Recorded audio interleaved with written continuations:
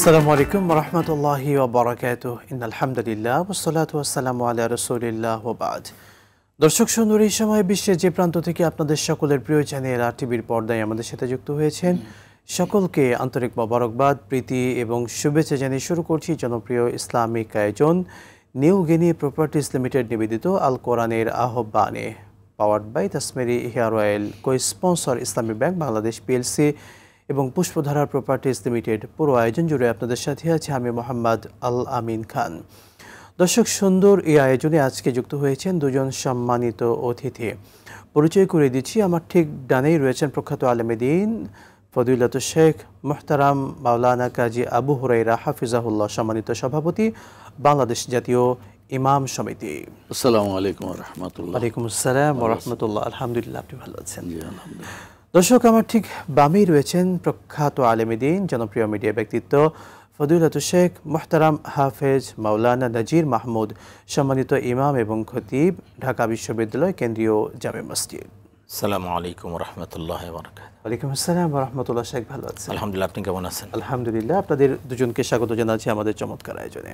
প্রিয় দর্শক, চলছে মাহে রমাদান, এই পবিত্র মাস, এই সাহরির সময়ে আমরা আজকে আলোচনা করব ইত্তিবায়ে সুন্নাহ, অর্থাৎ প্রিয় নবী সাল্লাল্লাহু আলাইহি ওয়াসাল্লামকে অনুসরণ কিভাবে করতে হবে বা কিভাবে করা উচিত আমাদের জন্য। এই বিষয়টি জানা আমাদের জন্য একান্ত জরুরি, কেননা এটি আমাদের ইমানের বড় একটি পার্ট।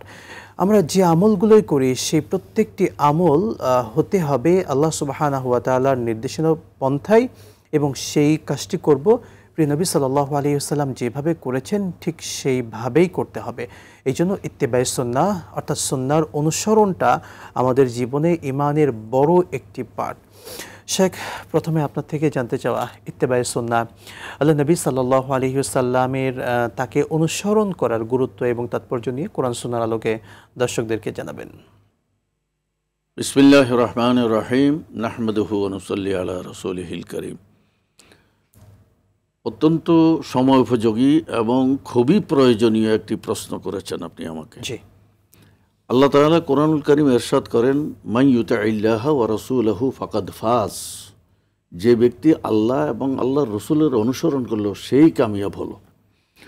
তো এতাআত অর্থাৎ অনুসরণ করা, জি, এবং মেনে চলা। আল্লাহ তাআলার উপর আমরা যে ঈমান বিশ্বাস এনেছি, এরপরে আমাদের উপর আল্লাহ তাআলা যা বিধিবিধান দিয়েছেন সেটা কে আমাদেরকে দেখাবে, কে করাবে? আল্লাহ তাআলা এই জন্য প্রত্যেক যুগে যুগে একজন নবী রাসূল পাঠিয়েছেন, প্রত্যেক জাতির কাছে পাঠিয়েছেন, যাতে করে ওই জাতিকে আল্লাহর বিধানটা তারা জানিয়ে দিতে পারেন, দেখিয়ে দিতে পারেন। বিশেষত আমাদের রাসূল সাল্লাল্লাহু আলাইহি সাল্লাম এমন কোনো জীবনের প্রতিটি বিভাগ দিক, এমন কোনো বিভাগ নেই, দিক নেই জীবনের, প্রত্যেকটি তিনি আমাদেরকে অনুশীলন করে দেখিয়েছেন। আমরা আমাদের দৈনন্দিন জীবনের প্রতিটি কাজকর্ম, আপনি সেটা ব্যক্তি জীবনে আসেন, সমাজ জীবনে আসেন, পারিবারিক জীবনে আসেন, রাষ্ট্রীয় জীবনে আসেন, জাতীয় আন্তর্জাতীয়, সর্বত্র এমন কোনো বিষয় নেই যেটার জন্য আপনি কারো কাছে ধার করার জন্য যেতে হবে। আপনি ইহুদি খ্রিস্টান বলেন, পৃথিবীর কোন বিজ্ঞানী বলেন, কোন রকমের পণ্ডিত বলেন, কারো কাছে যেতে হবে না। আল্লাহ তাআলা সবকিছু, কুল্লুল ইলমি ফিল কোরআন ওয়ালাকিন তাকাসুরাত ফিহি আফহামুর রিজাল, প্রত্যেকটি জ্ঞান আল্লাহ তাআলা কোরআনের ভিতরে সন্নিবেশন করে দিয়েছেন।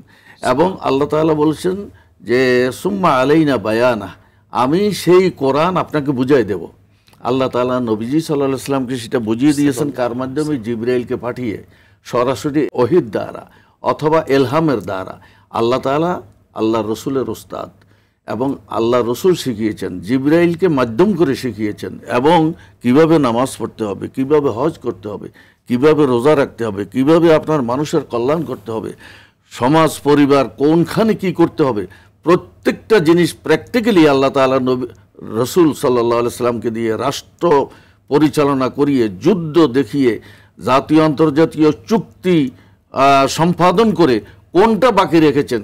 পৃথিবীর কোনো মানুষ বলতে পারবে না যে এই জিনিসটা আমার অভাব আছে, এটা আমি কোরআনে পাইনি, রাসূলের জীবনে পাইনি, এটার জন্য অমুকের কাছে যেতে হবে, তমুকের কাছে যেতে হবে।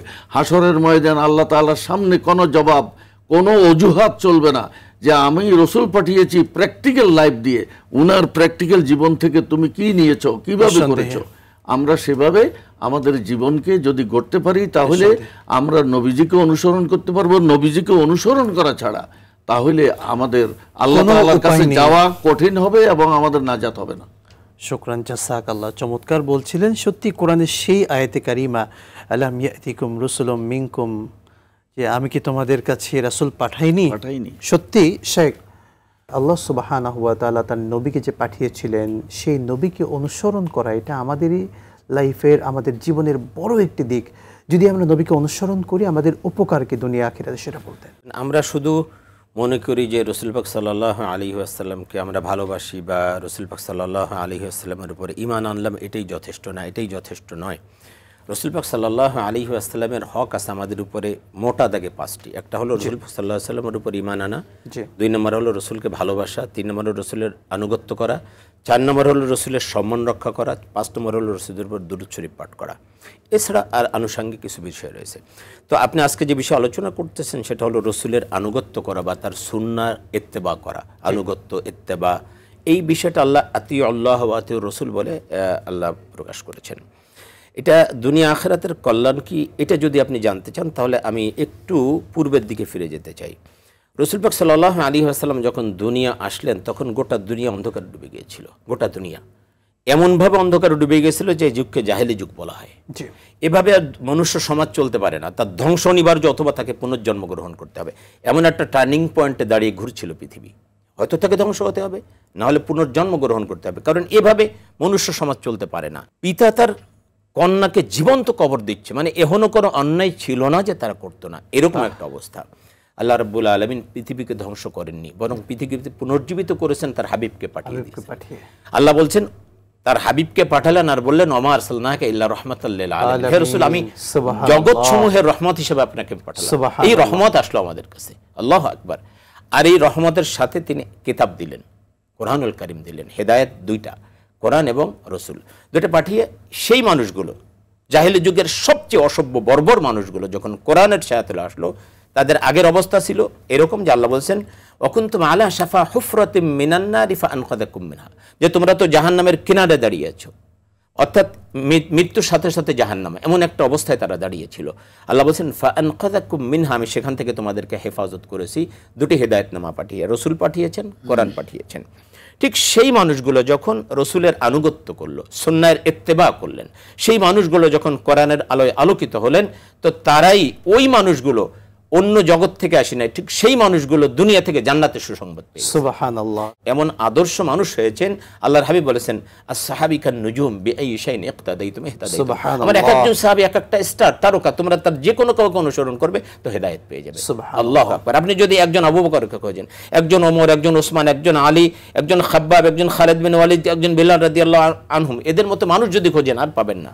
তারা প্রত্যেকে দুনিয়া থেকে জান্নাতের সুসংবাদ পেয়ে গেছেন। এটা হলো লাভ আর ক্ষতি, এটা হলো লাভ ক্ষতি, যে আপনি দুনিয়ায় তারা সফল হয়েছিলেন, দুনিয়া কিয়ামত পর্যন্ত আগত মানুষ তাদেরকে স্মরণ করবেন শ্রদ্ধার সাথে, আর দুনিয়াতে থেকেই তারা জান্নাতের সুসংবাদ পেয়ে গেছেন। একটা মাত্র কারণ, অনলি ওয়ান, সেটা হলো ইত্তেবায়ে রসুল, রসুলের সুন্নাহর অনুসরণ করা। শুকরান, জাযাকাল্লাহ। সত্যি অনেকগুলো পয়েন্ট শেখ বলেছেন, আমরা আপনার থেকে আবারও শুনবো।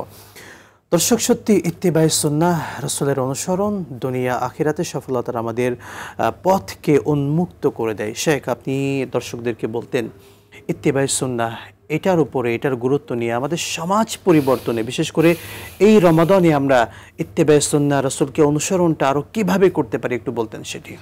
দেখুন, আমরা ইত্তেবায়ে সুন্নাহ কেন করব, যে সুন্নতের মধ্যে কি আছে? জি, সুন্নতের মধ্যে নবীজির প্রত্যেকটি সুন্নাহ, অর্থাৎ প্রত্যেকটা কাজ যেভাবে করেছেন সেটার মধ্যে একটা কল্যাণ আছে নিঃসন্দেহে।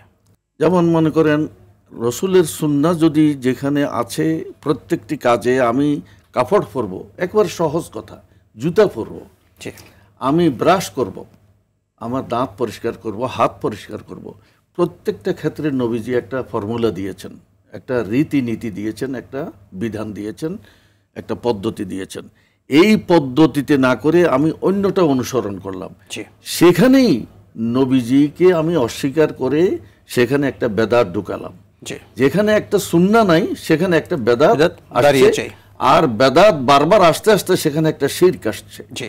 তাহলে আল্লাহ তাআলা বলেছেন যে আমি ইন্নাল্লাহা লা ইয়াগফিরু আন ইউশরাকা বিহি ওয়া ইয়াগফিরু মা দুনা যালিক, আমার নবীর তরিকা বা তার পদ্ধতির বাইরে যে যাবে তার বেদাত এবং শিরক এগুলিকে আমি ক্ষমা অর্থাৎ করব না। সুন্নাহ না থাকলে বিদআতের জন্ম হবে এবং এই বিদআত শিরকের দিকে আমাদেরকে ধাবিত করবে। চমৎকার বলছিলেন শেখ, আমরা আবারও জানবো। শেখ, আপনার থেকে একটু সংক্ষেপে জানতে চাও বিদআত আসলে এই বিষয়টা কি? এখন আমরা যখন বলি লা ইলাহা ইল্লাল্লাহ মুহাম্মাদুর রাসূলুল্লাহ, এই কথার অর্থ কি? আল্লাহ ব্যতীত কোনো ইলাহা নেই, মুহাম্মদ সাল্লাল্লাহু আলাইহি ওয়াসাল্লাম আল্লাহর রাসূল। তার মানে কি আমরা সমস্ত ব্যাপারে আল্লাহর আনুগত্য করব যেভাবে মুহাম্মদ সাল্লাল্লাহু আলাইহি ওয়াসাল্লাম করেছেন, ঠিক যেভাবে আল্লাহর হাবিব করেছেন আমার প্রত্যেকটা কাজ সেইভাবে হবে। এর বাহিরে যে আমি কোনো ইবাদাকে যদি মনে করি যে না এটার চেয়ে এইভাবে করলে ভালো হয়, আল্লাহর হাবিব যেভাবে করেছেন আমি সেভাবে করলাম না, আরও সেটাকে ভালো মনে করে আমি অন্যভাবে করলাম, তাহলে এটা হবে বেদাত। মানে ইবাদতের ক্ষেত্রে, শরীয়তের ক্ষেত্রে নতুন কোন পন্থা আবিষ্কার করার নাম হলো বিদআত।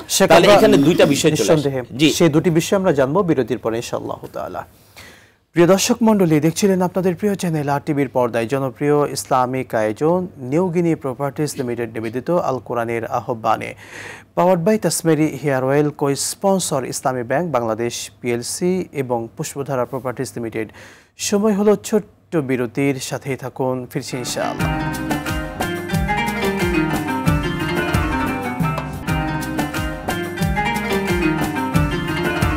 বিরতির পর আরও একবার স্বাগত জানাচ্ছি আপনাদের সকলের প্রিয় চ্যানেল আর টিভির পর্দায় জনপ্রিয় ইসলামিক আয়োজন নিউ গিনি প্রপার্টিজ লিমিটেড নিবেদিত আল কোরআনের আহ্বানে, powered by Tasmeri hair oil এবং কো sponsor Islami bank Bangladesh PLC এবং পুষ্পধারা প্রপার্টিজ লিমিটেড। দর্শক, আমরা ইত্তেবাই সুন্নাহ আল্লাহ নবী সাল্লাল্লাহু আলাইহি ওয়াসাল্লামকে অনুসরণ করার গুরুত্ব, তাৎপর্য, মাহাত্ম্য, ফজিলত নিয়ে কথা বলছিলাম আমাদের শ্রদ্ধাভাজন দুজন অতিথি দ্বয়ের থেকে। শেখ, আপনি চমৎকারভাবে বলছিলেন বিদআতের বিষয় নিয়ে। আসলে বিদআতের বিষয়টি যদি আমরা স্পষ্ট ধারণা না পাই তখন আমরা এই বিদআতের দিকে ধাবিত হই এবং হচ্ছি। কিন্তু আরেকটু বলতে একটা বিষয় হলো যে আমাদের সমস্ত কাজগুলি সুন্নাহ মোতাবেক হতে হবে। যখনই আপনি সুন্নাহ মোতাবেক করবেন না তখনই ওখানে একটা বেদাত জন্ম নিবে। মানে সুন্নাহর বাহিরে গেলেই সেটা বেদাত। আর আল্লাহ রাসূল সাল্লাল্লাহু আলাইহি ওয়াসাল্লাম বলেছেন কুল্লু বিদআতিন দালালা ওয়া কুল্লু দালালাতিন ফিন্নার। প্রত্যেক বেদাত হলো পথভ্রষ্টতা, আর প্রত্যেক পথভ্রষ্ট মানুষকে জাহান্নামে নিয়ে যাবে। এজন্য আমাদের প্রত্যেকটা কাজ সুন্নতের উপরে হওয়াটাই জরুরি এবং এর মধ্যেই মানুষের কল্যাণ নিহিত। দুনিয়া আখিরাতের সমস্ত কল্যাণ মূলত এর মধ্যেই নিহিত রয়েছে। এই জন্য আমাদের প্রত্যেকটা বিষয়ে আল্লাহ পাক কোরআনে নির্দেশ করেছেন যেন আমরা রাসূল পাক সাল্লাল্লাহু আলাইহি ওয়াসাল্লামের আনুগত্য করি সর্বক্ষেত্রে। এই জন্য বলছেন ওমা আতাকুমুর রাসূলু ফাখুযুহু ওয়া মা নাহাকুম আনহু ফান্তাহু। আমার রাসূল যা তোমাদেরকে নির্দেশ করেছেন তাই করবে, যা নিষেধ করেছেন তার থেকে বিরত থাকবে। এই জায়গা হলো রাসূল পাক সাল্লাল্লাহু আলাইহি ওয়াসাল্লামের আনুগত্য বা সুন্নাহর আনুগত্য। এখানে ইমাম শাফি রাহমাতুল্লাহ আলাইহি একবার চিৎকার করে এই জন্য বলতেছিলেন যে কোনো সুন্নাত নাই, সব ফরজ। কারণ আল্লাহ বলছেন ওমা আতাকুম রাসূলু ফাখুযুহু ওয়া মা নাহাকুম আনহু ফান্তাহু। সুতরাং আজকে আমি যা বলবো সব ফরজ, কোনো সুন্নাত নাই। আল্লাহু আকবার। আল্লাহ রাসূল সাল্লাল্লাহু আলাইহি ওয়াসাল্লাম যা করেছেন, যা করতে বলেছেন সব আমাদের করা দরকার। উনি অতি ভালোবাসে এই কথাটা এইভাবে বলছেন যে আল্লাহ পাক যা নির্দেশ করেছেন সেটা আল্লাহ নির্দেশ করেছেন, আমার রাসূল যা বলেছেন সব তোমরা ধরো, তাহলে সব ফরজ। যা হোক, এটা হলো একটা বিষয়। আর আরেকটা বিষয় হলো সাহাবা রাদিয়াল্লাহু আজমাইনদের মধ্যে আমরা এই ফরজ, ওয়াজিব, সুন্নাহ এটা পার্থক্য কখনো তারা করতেন না। তারা আল্লাহর হাবিব যত আমল করছেন সব করতেন, কোনো আমল বাদ দেন নেই। ফরজ, ওয়াজিব, সুন্নাহ এগুলো তো পরে এসে ইমাম সাহেবরা ভাগ ভাগ করেছেন যে আল্লাহ পাক কোনটা নির্দেশ করেছেন, রাসূল কোনটার উপরে বেশি গুরুত্ব দিয়েছেন, কোনটার উপরে কম গুরুত্ব দিয়েছেন, সেগুলো কোনটা সুন্নাহ, কোনটা ওয়াজিব, কোনটা এভাবে ভাগ করেছেন। দ্বিতীয় যে বিষয়টি সেটা হলো যে আল্লাহর হাবিবের সাহাবাগণ কিভাবে আসলে আল্লাহর হাবিবেরকে অনুসরণ করতেন। এটা একটা আমরা যদি দেখি, ইরান বিজেতা তিনি ইরানকে অবরুদ্ধ করে রাখলেন, পারস্য। শেখ, আমরা এই ঘটনাটি শুনবো ইনশাআল্লাহ তাআলা পরবর্তীতে আপনার থেকে। শেখ, আমরা আপনার কাছে একটু ফিরে আসতে চাই যে বিষয়টা নিয়ে। রমাদান মাস যেহেতু চলছে, আমাদের এই সিয়াম সাধনার মাসে আমরা সুন্নাহর ব্যাপারে আল্লাহ নবী সাল্লাল্লাহু আলাইহি ওয়াসাল্লামের কোন কোন সুন্নাহকে এই মাসে একটু বেশি গুরুত্ব দিয়ে আমল করতে পারি বা এই মাসে আমল করাটা আমাদের জন্য সহজ, সেটা একটু বলবেন।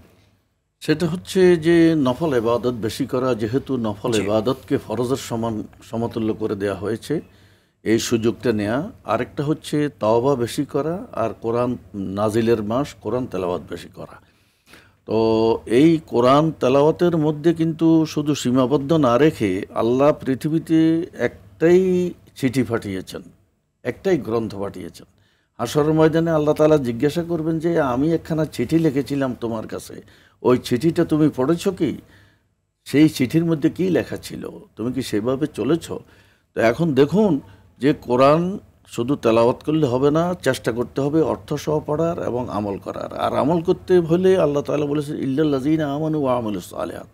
ওয়া আমিলুস সালিহাত করতে গেলে ঈমান আনলে আপনি দেখুন যে ঈমান অনেকেই আনে, কেউ আল্লাহর উপর শুধু ঈমান আনে, রাসূলের উপর ঈমান আনে না।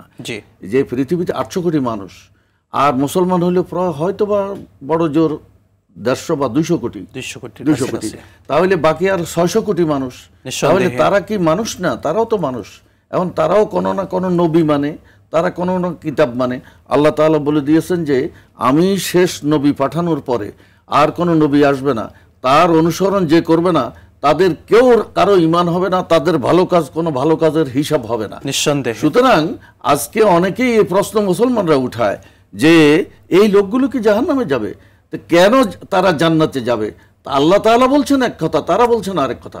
মুহাম্মদুর রাসূলুল্লাহ সাল্লাল্লাহু আলাইহি ওয়াসাল্লামকে না মানলে, শেষ নবী না মানলে, তারকে অনুসরণ না করলে কোনো অবস্থায় পৃথিবীতে যত ভালো কাজ যতজন করুক না কেন, সারা পৃথিবীতে অনেক আবিষ্কার করুক, যে বিজ্ঞানের ছাত্ররা বলে যে ফ্যান আবিষ্কার করছে কে, কম্পিউটার আবিষ্কার করছে কে, এগুলি তো মুসলমানদের অবদান নয়, সমস্ত কাজ মুসলমানদের অবদান। সেইগুলি যদি আমরা রসুলের সুন্নতের মধ্যে যদি করি তাহলেই একমাত্র এগুলি আর আমাদের মূল্য হবে এবং দুনিয়া আখিরাত উভয় আমরা কামিয়াবি পাবো। চমৎকার শেখ বললেন। শেখ, এবারে আমরা আপনার কাছে আরো একবার আসতে চাই। আপনি চমৎকার একটি ঘটনা বলছিলেন, যদি আমাদের দর্শকদেরকে সুন্নাহর ব্যাপারে উৎসাহ দিয়ে আরো একটু কথা বলেন। আমি এর ব্যাপারে আমি স্যারের কথা রেশ ধরে আমি একটা কথা বলতে চাই। আমরা আসলে কি চাই? একটা সুন্দর সমাজ চাই, নিঃসন্দেহে সুন্দর একটা জাতি চাই, সুখ শান্তি চাই। বিশ্বাস করেন রাসূল পাক সাল্লাল্লাহু আলাইহি ওয়াসাল্লাম মানব জাতির জন্য যে আদর্শ, যে শান্তির জীবন দিয়ে গেছেন, যেটা তিনি রেখে গেছেন, সারা পৃথিবীর সমস্ত মানুষ মিলে তার 100 ভাগের 1 ভাগও কোনোদিন দিতে পারবে না। আল্লাহর হাবিব এতটা দিয়ে গেছেন মানব জাতিকে, এত বেশি দিয়ে গেছেন, সমস্ত মানুষ মিলেও তার 1000 ভাগের 1 ভাগ দিতে পারবে না। এত মানে যত কল্যাণকর জিনিস আছে সব আল্লাহর হাবিব মানব জাতিকে দিয়ে গেছেন। যেটা বলতেছিলাম যে সাহাবারা কিভাবে অনুসরণ করতেন। হুযায়ফা ইবনে ইয়ামান রাদিয়াল্লাহু আনহু পারস্য বিজেতা, পারস্য তখন সুপার পাওয়ার, রোম পারস্য, পারস্যকে তিনি অবরোধ করে রাখলেন। তো পারস্যের সম্রাট তখন তাকে আহ্বান করলেন যে আমরা কথা বলি, আলোচনা করি। তো আলোচনার টেবিলে খাবার দাবার আসলো। খাওয়ার সময় হুযায়ফা ইবনে ইয়ামান হাত থেকে খাবার নিচে পড়ে গেল। উনি ওটা পতিত খাবারটা তুলে খেতে যাচ্ছিলেন। পাশ থেকে একজন তাকে বললেন যে আপনি কি করতেছেন হযরত, আপনি তো সুপার পাওয়ারের সামনে বসে আছেন, আপনি যদি পতিত খাবার এভাবে খান তুলে, তাহলে এরা আপনাকে ফকির মনে করবে। তখন তিনি বললেন যে সারা পৃথিবীর মানুষ আমাকে ফকির মনে করুক, কে কি মনে করলো তাতে আমার কিছু যায় আসে না, আমি আল্লাহর হাবিবের একটা সুন্নাহকে ছেড়ে দিতাম। আল্লাহু আকবার। এটা হলো সাহাবীদের আমল ছিল এরকম। আল্লাহর হাবিবের সুন্নাহকে তারা কখনোই ছেড়ে দিতেন না। হযরত আব্দুল্লাহ ইবনে মাসউদ রাদিয়াল্লাহু আনহু জুমার দিন আল্লাহর হাবিব খুতবা দিচ্ছেন, তিনি হেঁটে আসতেছেন। আস্তে আস্তে তিনি এখনো মসজিদে পৌঁছান নাই। আল্লাহর হাবিবের মধ্যে যারা সামনে দাঁড়িয়েছিল তাদেরকে বলছেন ইজলিস, তো উনি পথের মধ্যে বসে গেছেন। আর একজন এর বলছে আল্লাহর হাবিব তো তোমাকে বলে নাই, যারা সামনে দাঁড়িয়ে আছে তাকে বলছে এজলিস, তুমি বসো, তুমি রাস্তার মধ্যে বসে পড়লো কেন? তখন আব্দুল্লাহ ইবনে মাসউদ রাদিয়াল্লাহু আনহু বলছেন, দেখো আমি আল্লাহর হাবিব কাদেরকে বসতে বলেছেন এটা আমি জানি, আমি এতটা বোকা না, আমিও জানি যে কাদেরকে বসতে বলেছেন, কিন্তু আল্লাহর হাবিবের কথা যখন আমার কানে আসছে ইজলিস বসো, তখন আমি আর দাঁড়িয়ে থাকতে পারিনি। আল্লাহু আকবার। এরকম অনুসরণ তারা করতেন। বিশ্বনবী সাল্লাল্লাহু আলাইহি ওয়াসাল্লামের প্রিয় একজন সাহাবী, যার ব্যাপারে রাসূল পাক সাল্লাল্লাহু আলাইহি ওয়াসাল্লাম বলছেন যে আমার পরে যদি কেউ নবী হতো তাহলে ওমর হতো। ওমর রাদিয়াল্লাহু আনহু বাইতুল্লাহ তাওয়াফ করতেছেন, আর হাজরে আসওয়াদের দিকে তাকিয়ে বলছেন, হাজরে আসওয়াদ, আমি তোমাকে শুধু সম্মান করি এ কারণে যে আল্লাহর হাবিব তোমাকে সম্মান করেছেন। আমি জানি তোমার আমার উপকার করার ক্ষতি করার কোনো ক্ষমতা তোমার নাই, আল্লাহর হাবিব তোমাকে সম্মান করেছেন, চুমু দিয়েছেন, তাই আমি তোমাকে সম্মান করি, চুমু দেই। আল্লাহু আকবার। এটা হলো রাসূলের সন্দেহে রাসূলের আনুগত্যের ব্যাপারে আপনি আল্লাহ পাক যেটা বলছেন, কুল আতিউল্লাহ ইয়া আইয়ুহাল্লাযীনা আমানু আতিউল্লাহ ওয়া আতিউর রাসূল ওয়া উলিল আমরি মিনকুম, তোমরা আল্লাহর আনুগত্য করো, রাসূলের আনুগত্য করো, আর বলছেন ওয়া উলিল আমরি মিনকুম। এখানে দুইটা বিষয়, আতিউল্লাহ ওয়া আতিউর রাসূল, আল্লাহর আনুগত্যের আগে আতিউ আসছে, রাসূলের আনুগত্যের আগে আতিউ আসছে। উলুল আমরি মিনকুম এখানে কিন্তু আতিউ শব্দ ব্যবহার করেন। এর মুফাসসিরিন কেরাম বলেছেন এর মানে হলো আল্লাহ এবং তার রাসূলের আনুগত্য করবে তুমি নির্দ্বিধায়, কোনো প্রশ্ন তোলা যাবে এখানে, কোনো প্রশ্ন নাই, প্রশ্ন ছাড়াই তোমাকে আনুগত্য করতে হবে। আর উলুল আমরি মিনকুম তাদের আনুগত্য ততক্ষণ করবে যতক্ষণ তারা আল্লাহ এবং তার রাসূলের আদর্শের ভিত্তিতে তোমাকে দিবে। এই ক্ষেত্রে আপনি আল্লাহ এবং তার রাসূলের আনুগত্য করবেন, এটা যদি আপনার বাবার বিরুদ্ধে যায় তাও তার আনুগত্য করতে হবে, আল্লাহ রসুল যেটা বলেছেন সেটা শুনতে হবে। যদি তোমার দলের বিরুদ্ধে যায় তাও করতে হবে, যদি তোমার নেতার বিরুদ্ধে যায়, তোমার পীরের বিরুদ্ধে যায় তাও করতে হবে, ইভেন তোমার মা বাবার বিরুদ্ধেও যদি সে আদেশ হয় সেটাও তোমাকে পালন করতে হবে। তবে তাদের সবার সাথে সুন্দর ভাব বজায় রেখে তারপরে আল্লাহর আদেশ পালন করতে হবে। এখানে কোনো এক্সকিউজ নেই। শুকরান জাযাকাল্লাহ। অবশ্যই আল্লাহ এবং তার রাসূলের আনুগত্য করতে হবে। আল্লাহ সুবহানাহু ওয়া তাআলা আমাদেরকে সে তৌফিক দান করুন, আমিন। সত্যি দর্শক, রাসূলের আনুগত্য ব্যতীত আমরা কখনো এই জান্নাত কামনা করতে পারি না, রবের সন্তুষ্টি কামনা করতে পারি না। আমাদের ঈমানগুলো, আমাদের আমলগুলো আল্লাহর দরবারে কবুল হওয়ার প্রশ্নই আসে না যদি সেটা রাসূলের সুন্নাহ মোতাবেক না হয়। আল্লাহ সুবহানাহু ওয়া তাআলা এই সিয়াম সাধনার মাসে প্রিয় নবী সাল্লাল্লাহু আলাইহি ওয়াসাল্লামকে পূর্ণ অনুসরণ করার তৌফিক দান করুন, আল্লাহুম্মা আমিন। দেখছিলেন প্রিয় চ্যানেল আর টিভির পর্দায় জনপ্রিয় ইসলামিক আয়োজন নিউ গেনি প্রপার্টিজ লিমিটেড নিবেদিত আল কোরআনের আহ্বানে, powered by Tasmeri hair oil, co sponsor Islami bank Bangladesh PLC এবং পুষ্পধারা প্রপার্টিজ লিমিটেড। বিদায় নিচ্ছি আজকের মতো, দেখা হবে আবারও। আসসালামু আলাইকুম ওয়া রাহমাতুল্লাহি ওয়া বারাকাতুহু।